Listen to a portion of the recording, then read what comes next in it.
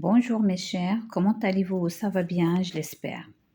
La séance d'aujourd'hui sera consacrée à la lecture et notre texte intitulé L'art du canular. Alors ce texte, il est un peu différent des autres textes qu'on a l'habitude de lire. Tout d'abord, on va jeter un coup d'œil sur cette image. Regardez. À votre avis, de quoi il s'agit? Il s'agit d'une couverture ou bien de la couverture d'une bande dessinée. Sur cette couverture, on voit le nom de l'auteur, Sergio Salma, le numéro de la bande dessinée, le titre, bien sûr, Nathalie, ou bien le nom de cette bande dessinée, et là, tu te fiches du monde. Là, on a des personnages, regardez. Alors, on a une fille, un petit garçon, un bébé, et on a un monsieur à côté. Et à côté de la fille, regardez, il tient une image dans sa main avec un pinceau. Je ne sais pas qu'est-ce qu'il est en train de, de peindre. D'accord? Là, c'est la porte. Regardez, ça, c'est la porte. Alors, sur cette couverture, il y a le nom d'édition. D'accord? Et là, c'est la maison. Regardez, ce sont les meubles à l'intérieur d'une maison. D'accord? Donc, cette bande dessinée, elle est extraite extrait de Nathalie, T11, Tu te fiches du monde, Sergio Salma, Casterman, avec l'aimable autorisation de l'auteur et des éditions Casterman. Alors, avant de commencer ma lecture, vous devez savoir le vocabulaire d'une bande dessinée. Alors, une bande dessinée, elle est formée ou bien elle est constituée de planches. Alors, toute cette page, c'est une planche. D'accord? Tout ça, c'est une planche. La planche, elle est divisée en parties qu'on appelle les vignettes. Donc, ici, on a 1, 2, 3, 4, 5, 6, 7, 8, 9. On a 9 vignettes. Et à l'intérieur des vignettes, on peut trouver uniquement des images avec, et ici, il y a de l'écriture.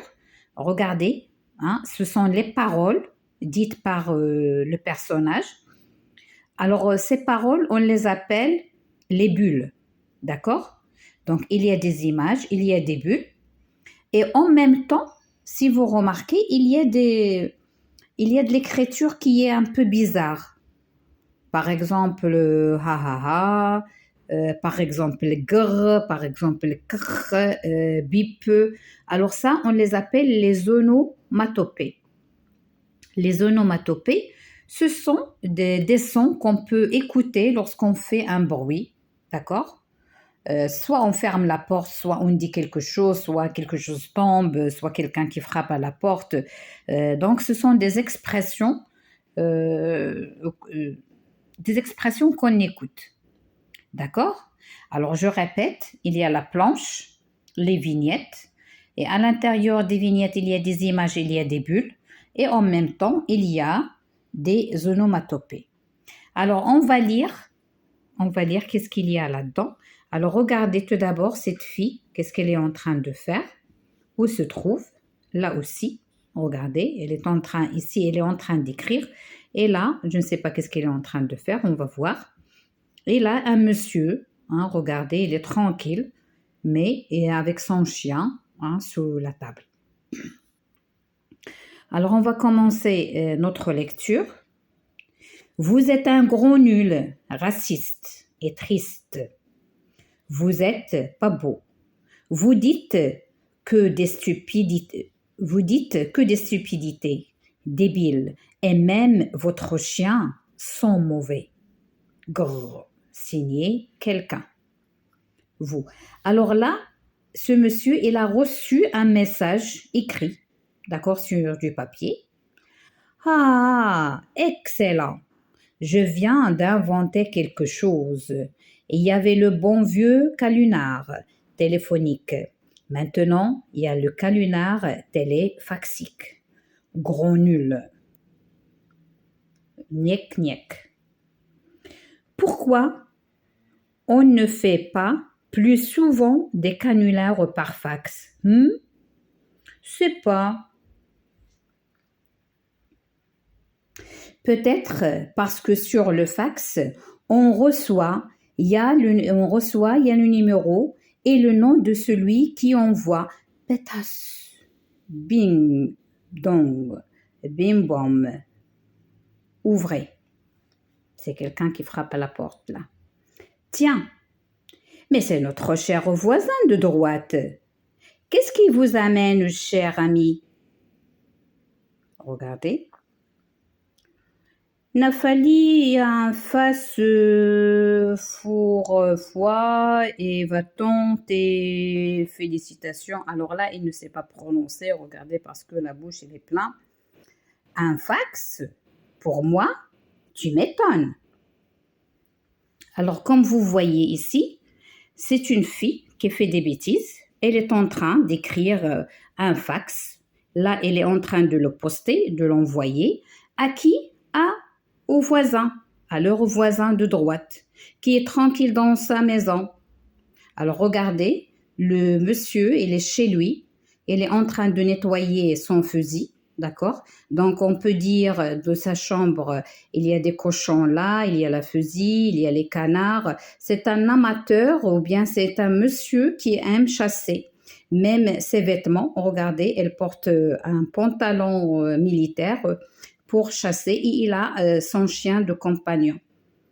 Alors là, le monsieur, il a reçu ce fax, d'accord, il a reçu ce fax, mais il n'y a pas de signature, d'accord. Alors, c'est la demoiselle qui a écrit ça, il l'a envoyé. Là, elle est très contente de ce qu'elle a fait. Elle croyait qu'elle a fait une chose de bien pour elle, hein, ça dépend pour elle. Elle est ici, elle raconte à son petit frère qui ne sait pas, d'accord, elle lui dit, alors pourquoi on est en retard de créer des canulars pour les envoyer par fax. Il a oublié. Mais il a oublié que dans le fax, il y a le nom et l'adresse de l'expéditeur, c'est-à-dire celui qui rédige le fax. D'accord? Alors, le nom, il est mentionné et l'adresse même. Et après avoir reçu le fax, le monsieur, il est venu pour frapper à la porte et de dire qu'est-ce qu'il est arrivé.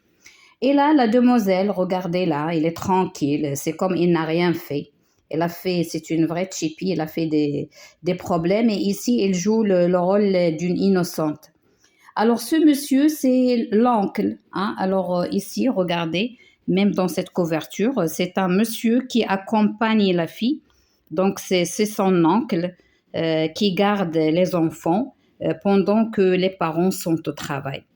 Alors, maintenant, on va passer aux questions qui sont sur la page 50. Combien de personnages différents vois-tu dans cette planche? Quel rapport entretiennent-ils les uns avec les autres? Donc, il y a 4 personnages. Il y a Nathalie la fille, son oncle, le monsieur qui les garde, son petit frère, d'accord, et bien sûr le voisin. Le voisin, il est avec son chien. On peut dire même uniquement le voisin, il n'y a pas de problème. Dans les vignettes 1 et 2, que fait Nathalie? De quel genre de machine se sert-elle pour envoyer son message? Alors, revenons à la vignette numéro 1 et la vignette numéro 2. Regardez, là, elle est en train, sur son bureau, elle est en train de rédiger. Et là, elle va l'envoyer. Regardez, ça, c'est un fax. Alors, il faut faire la différence entre le fax et Gmail. Alors, Gmail ou bien l'email, on écrit un message par Internet. Ça y est, et ça va passer. Et le destinataire il le reçoit comme un message uniquement. Mais là, non, c'est du papier, c'est un fax. Alors, on rédige et on envoie ici. l'expéditeur, il envoie son papier ici dans cette machine et le destinataire, c'est à qui on l'envoie, il reçoit ce bout de papier. D'accord? C'est ça la différence entre un email et un fax. D'accord? 3. D'après tout ce que tu vois dans la vignette 3, que peux-tu dire de ce monsieur? Sers-toi de tous les éléments que tu vois dans cette vignette. Alors, on va voir la vignette numéro 3. Regardez. Alors, c'est un monsieur qui aime chasser parce que tout ce qui l'entoure est en rapport avec la chasse. La fusil, il y a ici les canons, les balles ou bien les canons. Alors là, il y a un fusil qu'il est en train de nettoyer. Là, il est suspendu sur le mur. Là, ce sont les têtes des bêtes qu'elle a chassées. Alors, il y a canard, il y a cochon, il y a... D'accord? Et son chien qui l'accompagne. Bien sûr, regardez les vêtements. Aussi, il nous dit que c'est un amateur de chasse ou bien il est passionné de chasse. Alors, la question 3, d'après la vignette 3, on peut dire que c'est un amateur de chasse qui aime tuer les animaux. Il est entouré de beaucoup d'armes, alors habillé d'un pantalon militaire, fusil et canon. Alors, c'est ce que j'ai regardé sur l'image ou bien sûr la vignette numéro 3. La question numéro 4. Comment appelle-t-on ce genre de lettres qui ne nomme pas celui qui l'a écrit? Alors là, il y a une lettre qu'on envoie, mais il n'y a pas de nom. Alors, comment on dit? On dit une lettre anonyme. Une lettre anonyme, c'est-à-dire une lettre qu'on ne sait pas d'où elle provient, qui l'a écrit. C'est tout. Parce que Nathalie, elle a essayé d'écrire la lettre ou bien ce fax, même s'il n'a pas écrit son nom, alors le fax, il y a l'adresse mentionnée. 5. Dans les vignettes 5 et 6, comment est dessinée Nathalie? Pense-t-elle qu'elle a commis une incivilité? Alors, on va voir les vignettes 5 et 6. Donc, on a 1, 2, 3, 4, 5 et 6. Alors là, la voici, regardez. Nathalie, elle est tellement heureuse, elle est contente avec le geste, qu'est-ce qu'elle a fait? Non, pour elle, elle a bien fait. Pour elle, c'est-à-dire c'est comme il a taquiné ce monsieur, elle croyait que personne ne va la connaître. Elle est tellement contente. Regardez, même ici, elle discute avec son petit frère. D'accord? Elle est fière de ce qu'elle a fait. Alors, 5. Nathalie est très contente et elle est fière de ce qu'elle a fait. Elle en parle même à son petit frère qui n'a rien compris, le pauvre, parce qu'il est encore bébé. Et lui, il a 17 ans. Alors maintenant, on va passer à la question numéro 6. Que s'est-il passé entre les vignettes 6 et 7? Comment est montrée Nathalie? Alors, on va voir les vignettes 6 et 7. Alors là, c'est 6. Et regardez là. Oh, là, il se rend compte. Qu'est-ce qu'elle a dit? Peut-être parce que sur le fax qu'on reçoit, il y a le numéro et le nom de celui qui envoie Bétas. Bing bong, et quelqu'un qui frappe à la porte.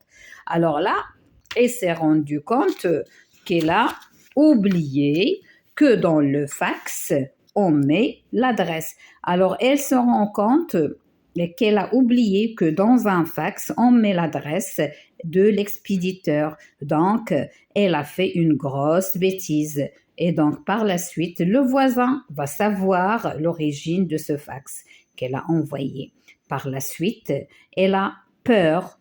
À ce moment, on écoute, on frappe à la porte ou bien il y a quelqu'un qui frappe à la porte. Le moment où elle s'est rendue compte, regardez, là, elle parle avec elle-même et là, quelqu'un, il frappe à la porte. On passe à la question numéro 7. Comment l'épisode est-il terminé? Alors, comment il va se terminer à votre avis? Regardez l'image. Regardez. Alors, le monsieur, il est venu, il frappe à la porte et bien sûr, c'est l'oncle qui va résoudre le problème parce que c'est lui qui s'occupe de ses enfants. pendant l'absence de leurs parents. D'accord? Alors, c'est l'oncle qui va régler le problème causé par Nathalie, qui joue le rôle d'une innocente parce regardez, elle est bien installée sur son fauteuil, il est en train de lire sa bande dessinée elle-même ou bien une histoire. C'est comme il n'a rien fait, il n'a rien vu, il n'a rien entendu. Hein, la chippie. Alors, la dernière question est, Nathalie, que penses-tu de son attitude finale? D'après toi, cela lui servira-t-il de leçon? Alors, à votre avis, est-ce que Nathalie, elle va répéter cette bêtise ou bien non? Bien sûr qu'elle va répéter une fois et même des dizaines de fois ou bien des milliers de fois parce que son geste ici, son comportement, il dit que ça va se répéter cette bêtise. D'accord? Il n'a pas regretté. Donc non, Nathalie, d'après son attitude, va inventer d'autres farces ou d'autres bêtises. Alors mes chers, je vous quitte et je vous dis à la prochaine, Inch'Allah. N'oubliez pas le vocabulaire d'une bande dessinée.